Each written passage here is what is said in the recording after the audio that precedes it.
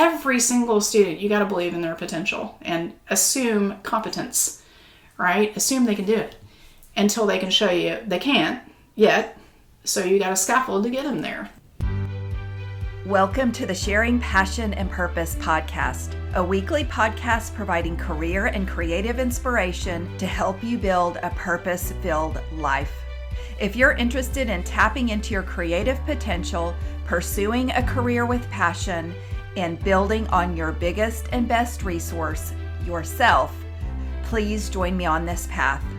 I have a great conversation that I'm sharing with you today with Christi Newendorp. And Christi is many things. She's an educator, a wife, a mother, and she opens up about she and her husband having two sons on the autism spectrum. One is moderate and then the other is considered severe. And so she shares more about her background as an educator and just her life, and then even coordinating care. She and her husband coordinating care for their sons that includes around the clock supervision and support. And so she is very knowledgeable about autism and shares a lot of information that I think everybody would find helpful. So I hope that you enjoy this very enlightening conversation with Christi. Welcome, Christi Newendorp, to the podcast. Thanks, Nancy. I am so happy to be talking to you today. You are an advocate for autism awareness, and we're going to talk about why you are passionate about that. But before we do that, I would love for you to share your background with our listeners. Sure. Well, I'm from Oklahoma City, and I started out, went to University of Oklahoma, yay, Boomer Sooner, and I wasn't quite sure what I wanted to do. I knew that I had a degree in liberal arts, and a lot of people use that degree. It's called letters at OU to prepare for law school.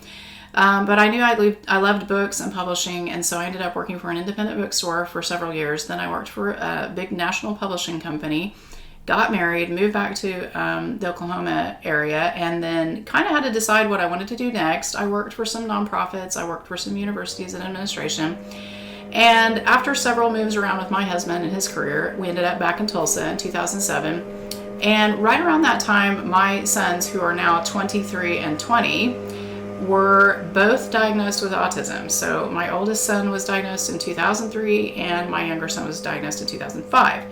So when we moved here in 2007, they were elementary age students, got them started with the elementary here, a great elementary school. And I just sort of discovered that through talking to their teachers, especially their special education teacher at the time, how much I loved it and how happy I was when I volunteered at the school and when I, helped out in various ways. I started substituting. Finally, she was like, you should just retrain to become a special education teacher. We need them so much, and, this might be your thing. And that's exactly what I did, and I haven't looked back. I finished my master's degree online through OU while I was teaching, and I've just continued to try to achieve the next goals that I could achieve in my special education career. I just finished taking coursework to become a registered behavior technician, so I'm going to be adding that to my skill set and possibly becoming a behavior analyst. So that might be next on kind of my career goal list. But that's a little bit about me. And of course, my sons are the biggest reason that I am involved with autism activism and awareness. Mm-hmm. So let's just jump into that then, because you have been involved here in the school system in Tulsa to help people and families with autism. Yeah, well, the school districts are really the institutions, the organizations who are really providing the bulk of the support for children that become diagnosed.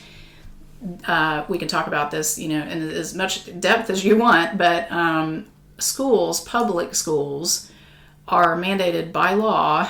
There's a law called the Individuals with Disabilities Education Act to provide a free and appropriate public education for any student with a disability. And so that's going to cover a wide range of students with autism. So every public school is required to do that.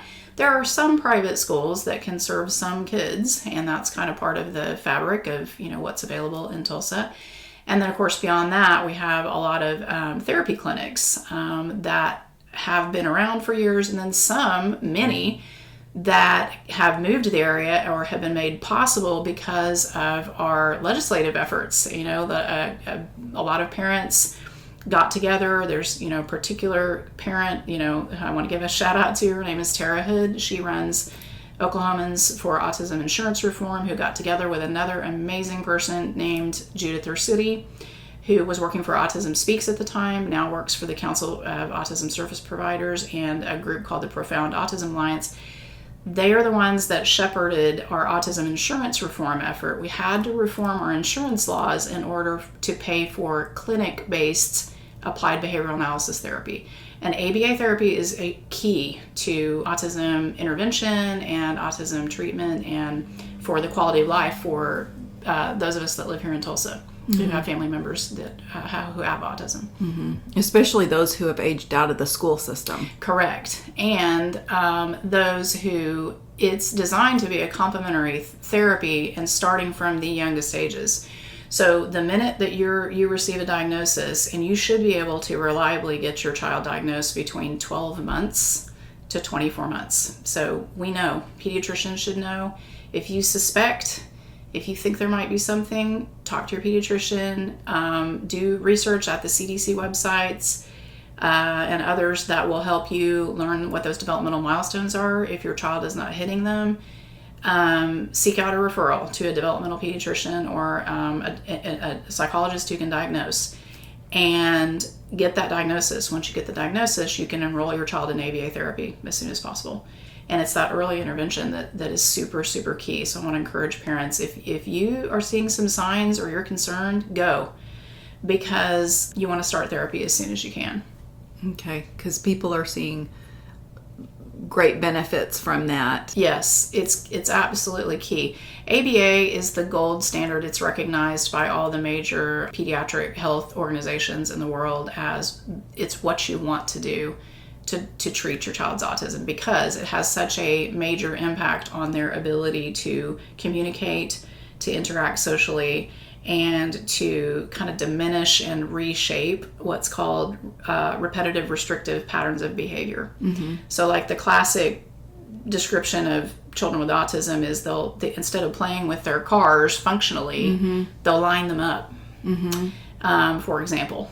And when you place a child in ABA therapy, we're working on all of those skills, including to teach them those functional play skills, because for very young children, play is their work, right? It's how they make sense of the world around them. And we're drawing them out through ABA therapy and teaching them the skills that they're going to need. So it's just extremely important that, people intervene with ABA. And most of the students that I teach in elementary that do start in ABA, they do some type of combination, right? They'll do part day school, part day ABA. Some parents choose to do full day ABA, because the idea is the more intensive of the ABA therapy they receive as young children, the better prepared they are to be successful in school. So remind us again what ABA stands for. ABA stands for Applied Behavior Analysis. Okay. Yeah, and it's a division, a branch of psychology. It's a very applied branch of psychology that teaches children and then adults, really it can be applied with anyone, how to increase the behaviors that are functional and good for them, and decrease the behaviors that are not so functional, not so helpful for them. And so for children with autism who, in order to get a diagnosis, you have to have an impairment in 3 areas. You have to have impairment in communication, social skills and social behaviors, and you have to have those RRBs, repetitive restrictive patterns of behavior. That can mean you're very rigid, you don't like change, you have difficulty coping with change, and of course we live in a very dynamic world, right? We have to be able to adapt and take direction and interact with others, and those are some of the top 3 things that you're going to see when a diagnostician is, giving you a test, or one of the major tests that are out there, along with all the other things they are doing to evaluate you.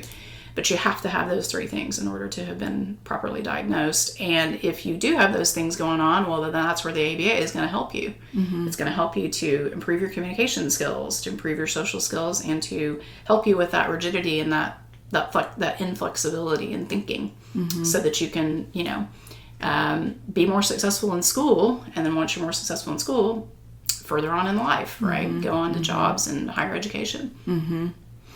So one of the things that we kind of talked about is that there's a bit of controversy about autism actually being a disability, and maybe that autistic people don't need to be cured. And I just wanted to, because you have such an interesting perspective on this, that I'd like for you to speak to this. Yeah, absolutely.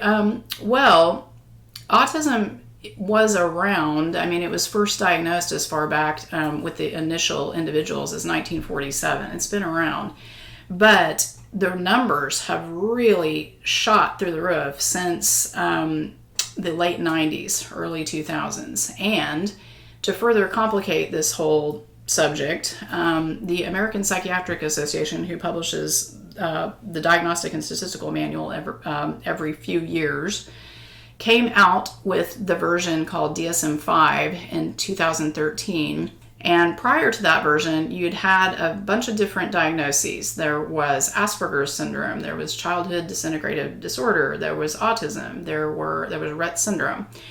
They put those all together under one label called autism spectrum disorder in 2013, and then they created severity categories: autism 1, autism 2, autism 3.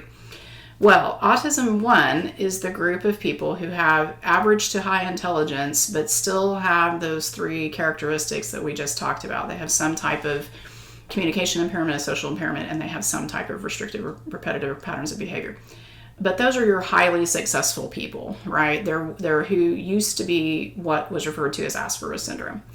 And those folks, a lot of them, were not happy about being grouped with all of these other folks who typically have an intellectual disability on top of their autism. And that really affects their functioning level, right? And it makes a group of very, very, very different, diverse people, and we're putting them all together in the same diagnostic category. Well, that might have made sense to the APA, but there were not a lot of people, especially in that autism 1 category, who liked that, and they thought of themselves as people who have Asperger's, still do, many of them. They're also kind of the basis for this modern neurodiversity movement that you might have heard of, where people who believe that autism is a difference, they don't see it as a disability, right? They don't like that. They just want the world to start accepting them and adjusting to the way that they are. And they feel very strongly about it. Now, the problem with that is that, like Greta Thunberg, for example, we talked about her before. She's come out and says that she has autism. But she's highly successful. She's a public speaker. She goes around and, she's a climate change activist. Tony Snell, who's an NBA player, just recently came out and said that he has autism. Okay, but he doesn't have a whole lot in common with my sons, who one of them is considered to be autism 2, and then my older son, is considered to have autism 3. They are severely impacted by their disability, and they are not going to go out and be public speakers or basketball stars, right? So putting everybody all together, it's creating a problem. We've got people on one end who, want to celebrate neurodiversity. They are not interested in discussing that it's a disorder, or that for everyone else on that spectrum, it creates huge problems in their lives, really limits their quality of life. They don't want to talk about that, these folks. And the problems occur when their influence is influencing public policy. You have autism researchers and Congress being heavily influenced by these folks who are like, we don't need to keep describing autism as a problem or a disability or disorder. But those of us who are over here going, wait a minute, we need to, we've got major problems, and we need continuous reform with education and with housing and with Medicaid policy and healthcare, and we have all these issues that are totally different than, the people on the other end have. So I would like to see the APA, when they get back to finally revising, the DSM-6, separate us again. right? I'm with the camp that says we don't even need the name. If you guys like autism and you're proud of your autistic identity and you love it, great, keep it. But we have to be able to describe what is going on for my children and my family and our daily needs and my future. I can't die. That is the stark reality of it. And we'll talk maybe a little bit more about this in a minute, but I have a completely different situation with my children who are young adults who can't care for themselves, right, than these folks do. So I don't want, those folks having an undue influence over what happens with public policy and research, for the group that's over here. So I hope they separate us again. Now, back to my friend Judith Ursitti, who runs now, this is a relatively new organization called the Profound Autism Alliance, and then there's another relatively new group called the NCSA.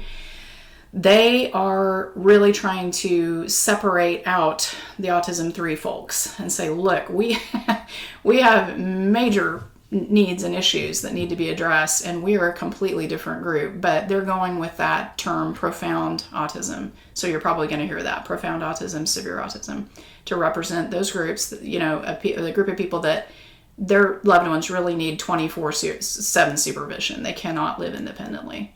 And then they have a lot of, needs and challenges associated with that. To really start trying to make this difference clear to people. Like, hey, I'm all for, and I totally respect those people who have formerly known as Asperger's, Autism 1, and they are proud of their identity and they want to be accepted. I can totally understand that. I do accept them. And I work with many students that kind of fall in that group. However, we need to be separated, for these matters of public policy. Mm-hmm. So you're so knowledgeable about this because I'm sure it affects you, very deeply, but you are also involved on a national level. And so I wanted you to kind of speak to that, or have you already spoken to that? Yeah, I addressed a little bit about those groups I just mentioned. NCSA stands for National Council for Severe Autism. And they're relatively new because it's kind of, come out of this. There's another group called the Autism Science Foundation that we're starting to see some kind of disturbing things, like the national group, it's called INSAR, that is in charge of autism research. They're starting to do some things like they're not willing to fund research projects into things like self-injurious behavior, for example. That's a big problem for the Autism 3 community, where we've got so-called low-functioning individuals that hurt themselves over and over and over again. That is a topic worthy of research, right? Mm-hmm. But then when you've got other members of the broader autism community trying to say that we don't even need to talk about that, yes, we do, right? And we've got members that will show up to these NSAR meetings, and they'll show up to Congress, and they sit on influential boards and committees and try to say that we should continue to. They object to language even in these initiatives from these federally funded groups talking about autism being a disability or a disorder. I'm like, look, if you're on this end, it 100% is, right? And so I'm kind of at the point where I'm like, I respect you, but we are two totally different groups of people talking about different groups of people. And if you purport to represent us, you don't, right? And so I also, have a lot of respect for people in the Autism 3 community that I belong to that are willing to get out there and stick their neck out and have these positions, because they can get attacked, in these public meetings, and especially online. And we even see it sometimes in the media. Like there's a singer named Sia who she came out and tried to do a feature film that was called Music a few years ago. And she kind of tried to feature a character who was supposed to be portrayed as severely autistic. And she was just absolutely lambasted by the part of the community that I'm talking about that's kind of on the other end for even portraying a character like that. And then they didn't like, the storyline. And then they didn't like that they didn't cast an actually autistic person. They like to, refer to them, some of them, not all of them, some of them, refer to themselves that way, and they just lambasted her, for even trying to portray someone who is more severely affected. And I think some of the media portrayals that we see of autism now, the ones that come to mind would be things like The Good Doctor. Well, he's clearly on the autism 1 end, right? Love on the Spectrum on Netflix. Those people are clearly autism 1. They have jobs, they are dating, they're quirky and they're odd. And I'm happy for them, that they're out there and they're living their lives and they're explaining that yes, that is one version of this thing called autism. 100% support them. But when all of the media portrayals look like that, then it becomes problematic for those of us who, wait a minute, my boys could never be on Love on the Spectrum, right? They're not even going to be the basketball equipment manager, much less be, the basketball star, right? So we just need a broad diversity of representation, and if what it takes to do that is separate us again, that's probably what we should do, right? So that's what you're pushing for. That's what I'd love to see happen, and if not, then these two national groups that are emerging, they're just basically trying to say, like, look, if we're still going to be referred to as autism, we want you to understand the distinction between severe autism and profound autism. Those terms are kind of being used interchangeably, and this other group over here, right? Because they're kind of the loudest voices in the room, and they will also kind of shout down, because guess what? Our kids are not public speakers; they can't advocate for themselves. So guess who's advocating for them? We are, right? But there are, when you've got folks that are saying you shouldn't be listening to the lived experiences of the family members and the caregivers and the therapists and the teachers and the people that work with this group, well, that's not okay, because we are their voice, to the extent that we can help them communicate what they're thinking and feeling and what they need. They need places to live, they need day programs, they need vocational programs, they need ways to access their community that are better than what we currently have. But they need different things, right? And we have to be the ones to be their voice. So I'm hoping you'll share a little about your personal situation, because you just said, I can't die. Right. Basically you're saying, because you are their caregiver, you and your husband are your kids' caregivers, and they're at a point where they have graduated from high school, they're just a little bit older, and so if you kind of share the care that they need and kind of what your daily life is like. Yeah, I'm happy to. So people understand. Yeah, we have this wonderful, wonderful thing in the United States. We've had it in place since 1976 called the Individuals with Disabilities Education Act.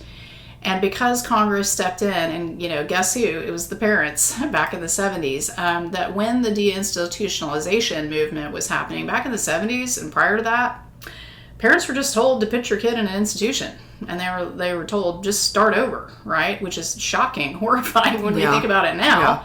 But we're like, that's what we came from as recently as the 1970s, right? So when we started closing down these places, here in Oklahoma, we closed down NORC and SORC. Those were the two institutional-like places. We closed down a place called HISM that was like a state hospital here in the Tulsa area. We closed all those down. And Congress said, hey, we need to start rethinking how we educate children with disabilities, from the very mildest all the way to the most severe.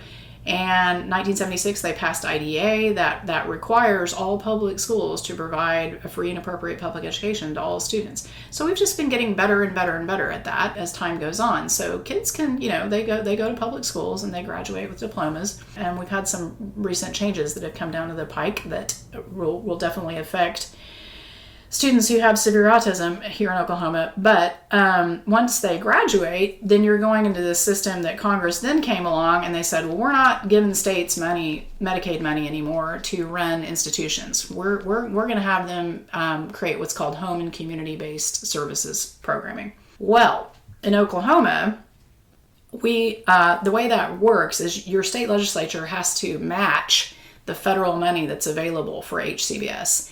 And in Oklahoma, for years and years and years, like the 80s, the 90s, the 2000s, they would not appropriate enough money to serve the people who were waiting for that state match.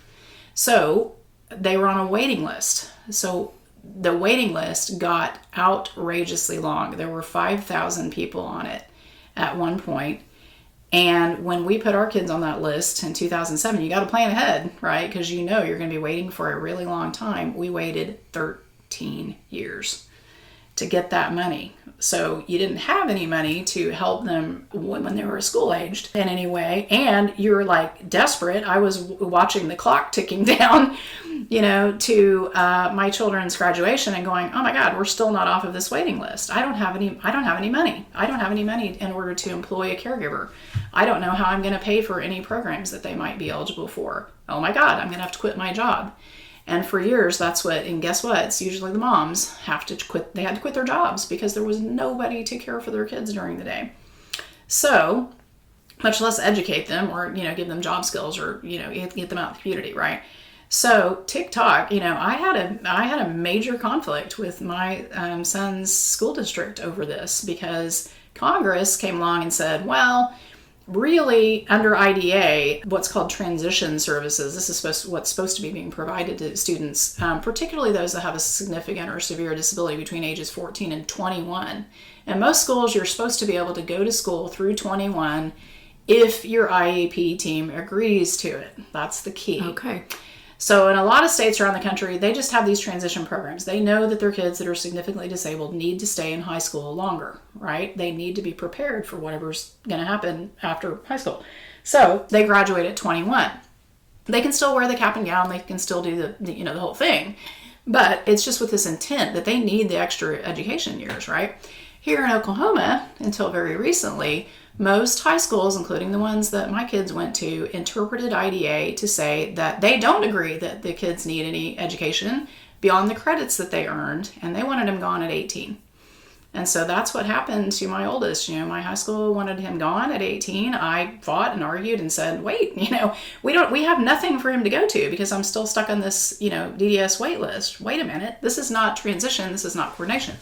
So I had to go through this whole process. It was a dispute, right, between me and my son's high school. And it was not a pretty process. I had to hire a lawyer. We had to go to mediation. It was bad. And they finally came back and said, all right, we'll give you one more year. And that was the year, $10,000 later and a lot of heartache. Fighting with, these people that, they're supposed to care for your son and supposed to be educating for him, but I'm having to do this. So that was bad, right? And I got one more year, and then thankfully, okay, finally, we got off of that waiting list, and then we get these adult services. Well, in Oklahoma, when you get to the adult services, it's almost like you're right back to the private school situation where there's no law that says that these adult programs have to admit people with disabilities. They can have their own program rules and criteria. So if your son is hard to serve, they won't serve him, right? So that leaves you with something called self-directed services, which is basically money that you have to try to apply for to get that you can use to hire an aide and to help you out in your home. And that's pretty much it. As far as, so that aide will help you, like my sons, they work on life skills. They my son has his own debit card, so they work on, we're going to go out to the grocery store today. We're going to go get the stuff for a picnic lunch. My older son loves to hike, so you'll often see him, he's at Turkey, he's going up to Osage Hills. So we'll plan those kind of outings. And then my younger son, we just recently got him into volunteering. Now he still loves stuff like, he does those recreation things like he'll do bowling and loves to go swimming. But he'll also, just recently, we got him into food delivery ministry. So he's going to go do that. And he just did it for the first time a couple of Saturdays ago, which was great. So we hire an aide to help with that so that it's not just me and my husband, trying to create these meaningful programming for them, right? But that's pretty much what is out there for them because, yes, there are these wonderful organizations that do serve some people with disabilities, but they have to be functioning at a certain level that you can meet their program requirements, and that would be places like A New Leaf or Bridges or, Pathways or, some of these organizations. They're great organizations, don't get me wrong. But you have to be able to match up. It's like placing your kid in a private school, right? They don't have to serve your kids, so many of them don't. So anyway, that's what we do. We have to, go through everything to get the money, what's available, to hire aides to help us. And then housing, there's supposed to be places called daily living supports homes that you could maybe place your adult child in, but there's so few of them and they're so expensive that really what DDS wants to see happen is that these individuals stay in their family home for as long as possible. And they literally, when you're doing the plan, they have an emergency plan. Like, let's say my husband and I, died in an unfortunate accident tomorrow or whatever. They'll ask you, basically, which one of your family members is going to take your kids? Well, wait, what? That's not a plan. If they were going to do that, they would already be, more involved than they are, right? I would never, just all of a sudden expect my sisters, no way. My parents, no way. My sisters to just take my kids, no way. So, there's a lot that needs to be done still, to reform both special education and adult services. We're doing some wonderful things. I waited for 13 years for that money, but this is the good news. The state legislature just last year appropriated millions of dollars finally to end this wait list, right? So it's great that these cases are getting processed. People are no longer having to wait 13 years. They're now waiting. They waited 7 years, or they waited 6 years, or they're going to wait 5 years as they work the backlog of cases. But that doesn't always mean that there's capacity when they get out. Okay, well your kid has the same behavioral issues that mine do. Okay, well there's no agency for them to go to. Well, we don't have enough of those daily living supports homes, or we don't have a group home that your child can live in, or it's just going to be years of capacity building on the back end. Now, thank you, state legislature, for all the money. Thank you. That's amazing. I'm so glad they did it, right? Because they didn't have to, but that doesn't wave a magic wand and solve all these these other challenges. And then back to the high school conversation. Just in February of this year, you can tell I'm a little bitter about it. Just in time for it to be 2 years too late for my younger son, the State Department of Education Special Education Services has now revised what they're doing with schools. And now they're saying that if you're alternatively assessed, which my kids were, that's supposed to be only 1% of our high school population. You're supposed to go off on this new track now that they're calling an alternate diploma. So if you're on the alternate diploma track, then your IEP team should be working more closely with the parents in order to create a, up to 4-year additional years of, educational services for your kids, right? So help them plan for life after high school. I'm bitter about it because if my younger son had that extra 4 years, he might have gotten enough experience and built up his skills enough to be successful at a place like a New Leaf. But without it, it was like, get out, here's your standard diploma, bye-bye.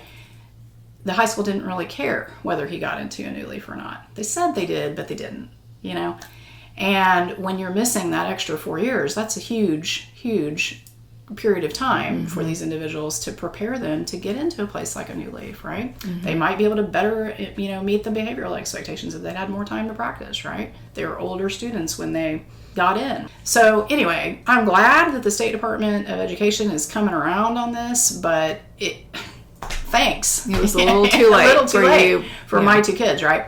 So sometimes I feel like, yes, I'm an autism advocate and I'm going to keep fighting, and I will. I'm going to keep speaking up about this stuff. I'll be doing it for the rest of their life. And I'm glad that the students that I started teaching 10 years ago who are autistic, who might, some of them might have the same kind of path that my sons were on. That's not going to happen to them because of these recent changes with the State Department and with special education. But, we have a long way to go, right? And then some of our other agencies that it would be great if they would, help more, if they would, be better integrated, like Department of Vocational Rehabilitation, for example. They help people if they are at a certain level of functioning. They don't help people if they're considered to be at a lower level of functioning. They're like, you're not eligible for our services, you're not eligible for our programming. Okay, but, what do we do if they're not? And so with the prevalence rate of autism that we talked about a little bit earlier, when you look at a graph, autism was 1 in 150 children when my children were diagnosed. It's now 1 in 36. It looks like this. 20, a span of about 20-ish years. It's gone from 1 in 150 children to 1 in 36. Our systems are not prepared for that. The K through 12 system isn't really prepared. These state legislatures with the use of the Medicaid money, home and community-based services, they're not prepared, right? And there are not enough homes, housing options. There are not enough, these places that are considered vocational centers, like a New Leaf, who I mentioned earlier, not enough of them, And so in my second act, one of the things I'm considering with my husband is like, well, if we can save enough for retirement, or I can retire from public school teaching, then we'll have to open the sort of facility that my sons need, right? So hey, entrepreneurs out there in Tulsa, we definitely need it. We need an adult ABA center that will teach these same skills that we're teaching younger children, and we're teaching them those life skills, except it's just a little bit more of a centralized place. But we can be a little bit more expansive in our ability to work with students that need more help. They needed more time in high school, for one thing, but they definitely need, they need more help as they're getting out as young adults, right? And so that's one of my dreams, is that if I could open a place like that, I would, But I'm really enjoy what I do now. I am a special education teacher, and I love, helping elementary age students. And I'm hoping, if I'm given this firm of a foundation as I can give them, they're going to continue to progress and grow and have even better outcomes, than my kids did with what was available to them, as they were growing up. I know that you're passionate about your family, but then also the kids that you're working with through your career as a special education teacher. So yes, if you will also speak to how having your sons, your autistic sons, affects the way you teach and work with the special ed kids that you have. Yeah, absolutely. I think it completely informs it. I think it's helpful to me that and it's interesting, I very rarely, in fact, disclose to my parents and my families that I work with that I have special needs kids, because I don't want it to be about me. It's about them and their children, most importantly. Every single meeting we have for an individualized education plan, which is, an IEP, is about that child. And they're the most important thing. And the families are the next most important thing. And one of the things I start out with, these meetings with every single time is you are a full and equal member of the IEP team. And so it helps, when I know what the laws are, I know what, from both the parent perspective and the school district employee perspective, it definitely helps, right? I know, I in a lot of ways, I know what they're thinking. I know what they're feeling. I know what they're worried about, so I can try to anticipate that, and I can try to allay their fears and, make them feel better about the process and about what we're going to do for their child. And I've worked with kind of a wide range of students. I've worked with higher needs students. I've worked with a lot of students that have autism 2 or 3. Now, my current focus is I work mostly with kids that are mildly disabled. So they're on that mild end of the autism spectrum, or they have ADHD, or they have a specific learning disability, or they have some combination of those things. And so, I mentioned to you earlier, one of my earliest loves and interests was books and reading. And so reading is one of my absolute favorite things to teach. And I now work with a lot of students who have dyslexia. And we've had, thankfully, a lot of interest here recently in working with students who have dyslexia. We have, parent groups like Decoding Dyslexia who've really been influential with our state legislature. We've had the State Department, pass a lot of things into, because of laws, and, then create new policies that expect our schools and our school districts to do more for students who have difficulty learning to read. So I love doing that. And that's currently who I work with. I work with first and second grade students who are, most of them are having difficulty learning to read, or with other subjects, writing and math. And I love it. I'm addicted to it. I love, like most teachers will tell you, that the thing that they love the most is when, you can see a child demonstrate a skill that you taught them, or when the parents are so happy. And when I was working with those highly impaired students, to really challenge students, guess what? They can read too. And that's one of the things that, I definitely want to get the message about. Even as recently as like 20 years ago, when someone would come to school as an elementary student with Down syndrome, for example, there would just be this assumption that because they had an intellectual disability, well, we don't need to teach them academics. Yes, you do. And they can read. Oh my gosh. For all these years that I've been doing this at my elementary where I work, I've really prided myself on every single student left me reading, including I had a nonverbal student who used what's called AAC, augmentative alternative communication. He used a device. But I was like, look, I know he's reading, even though it's not conventional, because he's interacting with this text that we're reading together. And I would say, are we making lemonade with, lemon, ball, dog, all these different choices would be on his AAC board. Or what are we making lemonade with? Student name. Boop, lemons. Thank you. I know. Well, what do we need to put with the lemons? Boop, sugar. Because we just read that together. So how could he not be reading if, the text was presented, he knew what the symbol association was with the text. He's reading that. Now, he's not going to sound it out and go, and read the word lemon, but because he can't, but he can interact using that device, so I'm like, every single student, you got to believe in their potential and assume competence, assume they can do it until they can show you they can't yet. So you got a scaffold to get them there, right? Don't just go, they're disabled, they can't do it, and so I'm, on a little bit of a mission to try to encourage all educators to just believe they can do it, right?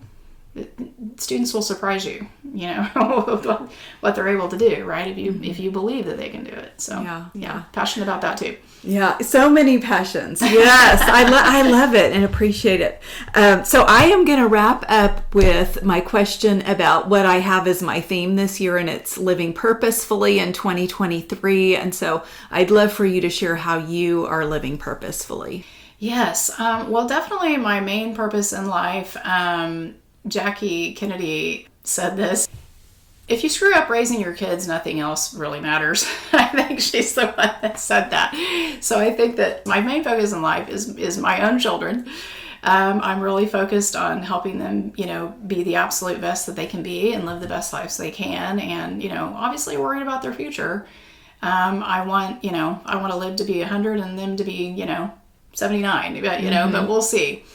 I want to, along the way, help as many other children and families as I can. And it's fun for me to know that, I've developed a lot of skills over the years through continuing my own education and continuing to build skills in that area to build their skills. And that could be anything. It could be social, communication, behavioral, and academics, kind of just all goes together.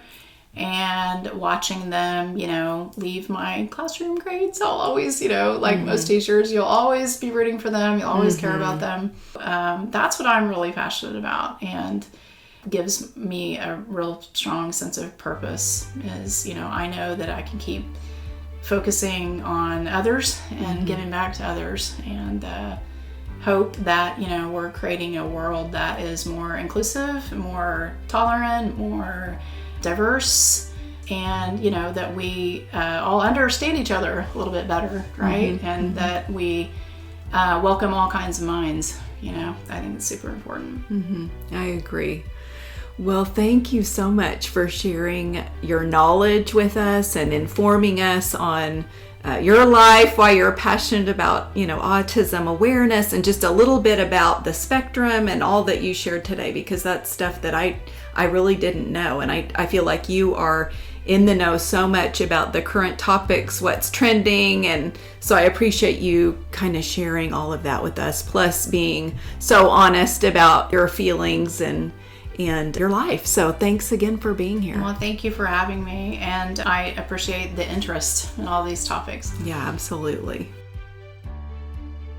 Okay, everybody, that's a wrap on this week's episode.